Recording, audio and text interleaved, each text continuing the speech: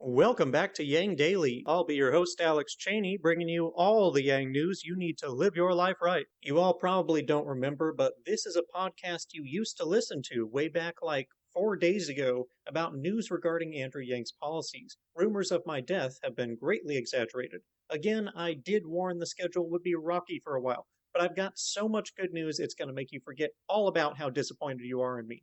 Seriously, we've got 4 items to cover, and they're arguably all great news. So enough teasing, let's dig in. Quick shout out to our Tier 3 patrons, Shay Meehan and Nathan Stankowski, as well as all our other patrons. You keep us all informed and engaged. If any of you out there want to join these advocates of humanity first and independent journalism, head on over to patreon.com/YangDaily. It would only take a couple of bucks a month from each listener to keep this podcast and community going and growing into the future. Now, on to the news. We obviously talk a lot on this podcast about improving democracy through legislation, but Yang recently shared a fascinating alternative in the form of an article by William Kovacs. In it, he describes another avenue of attacking the duopoly, a judicial one. Anyone who knows anything about economics knows that monopolies are bad for business. They suppress the competition that is the font of innovation and efficiency, driving up costs and down quality, etc., etc. Well, this is no less true in politics. Political parties suppressing competition are bad for democracy. I'm sure you know this as well. We have antitrust laws in place to prevent the former. The question here is, could they also apply to the latter?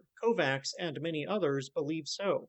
Antitrust laws were written to prevent and correct monopolies in commerce, but as it turns out, they don't really define commerce, which means it's really up to the courts to interpret what those laws apply to. Kovacs argues there's a very good case to be made for actions of political parties qualifying as anti-competitive in commerce. It's no secret at all that the duopoly intentionally opposes the rise of other political parties in addition to their primary rival. Countless laws have been passed to make it difficult for third parties to get on the ballot, get public funding, or otherwise gain traction. Deals are cut with vendors and advertisers to bar the way, access to debates and media is denied, districts are gerrymandered, non-pluralistic voting is sabotaged, and while political parties may technically be non-profit corporations, it's hard to argue that they don't control commerce. They make the laws that govern commerce, and those laws often give advantage to one company over another. They also directly employ companies of their choosing to do work with federal funds. A 2014 report from Andrew Prokop cites studies that found companies can get as much as a 22,000% return on lobbying, meaning that businesses pay these parties for a service. Not only is the exchange of money for services clearly commerce, but the service is often to advantage that company or industry over another, an inherently monopolistic act. David Dodson, challenger to an incumbent senator, wrote that Democrat and Republican campaign committees blacklist companies that do business with challengers, again, a monopolistic act. It's clear that there should be antitrust laws for politics, and it seems as though the courts could rule that there are. While the parties claim to be exempt from anti-monopoly laws, Kovacs and others disagree on a legal basis. The only way to find out which way it'll go is to bring the case. Now, I wasn't able to easily locate a base of operations for this lawsuit effort, but I will contact the author and look around some more.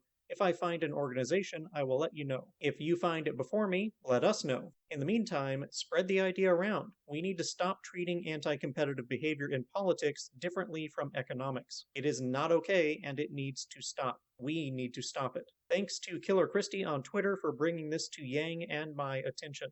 This next bit of great news comes courtesy of Fair Vote Washington. Quote, "We're thrilled to share that the San Juan County Charter Review Commission has placed ranked choice voting on the 2022 ballot. Congratulations to all the advocates who made this happen. Now let's get to work talking to voters." End quote. Now, Fair Vote didn't actually provide a source for this news, and I had no luck finding one on the net, including trolling through San Juan County's website. Fortunately, Faye was better at navigating the website than me and directed me to the amendment document, so I can confirm it.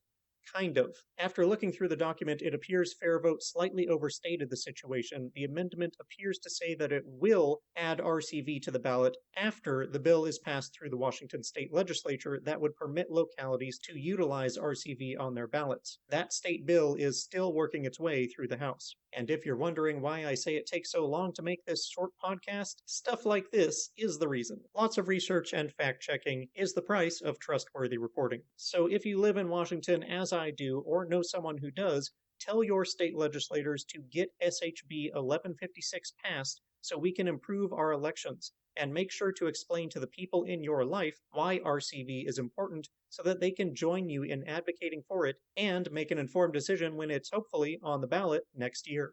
Shifting from democracy reform to welfare reform, New Jersey's governor has signed a state child tax credit expansion which passed the state legislature with unanimous approval. It raises the means-tested income limit from $60,000 to $150,000, including approximately 80,000 more residents. This program is in addition to the federal CTC and provides 10 to 50% as much as that one, or around $300 to $1,500 a year. Does your state have a CTC? If not, tell your legislators to get one. If so, let's keep stripping off those counterproductive conditions. Congrats to New Jersey families and all the advocates who made this win happen.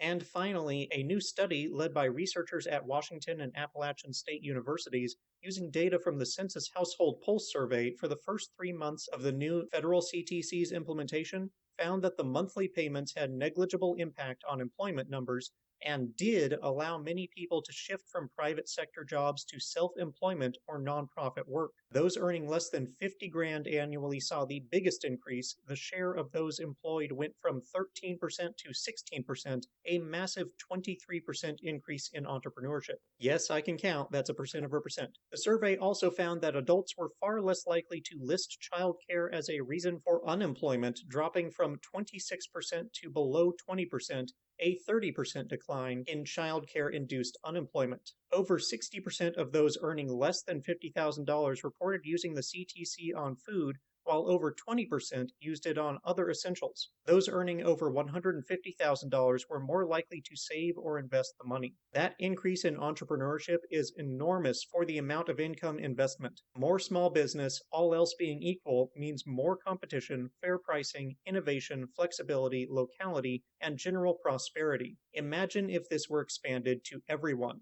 Imagine if the amount were increased to $1,000 a month or more as well. The benefit to both the economy and the welfare of the humans within it would be huge. Let's do that. And that'll do it for today's Yang Daily. Bookmark and share the duopoly antitrust, San Juan RCV, New Jersey CTC, and CTC entrepreneurship threads, praise be to the acronyms. Flood Congress with calls, tweets, faxes, and letters using the easy volunteer contacts below. If you need help, consult the Income Movement Aid Database, the Mission Asset Fund, or United Way, and don't forget to Yang Daily.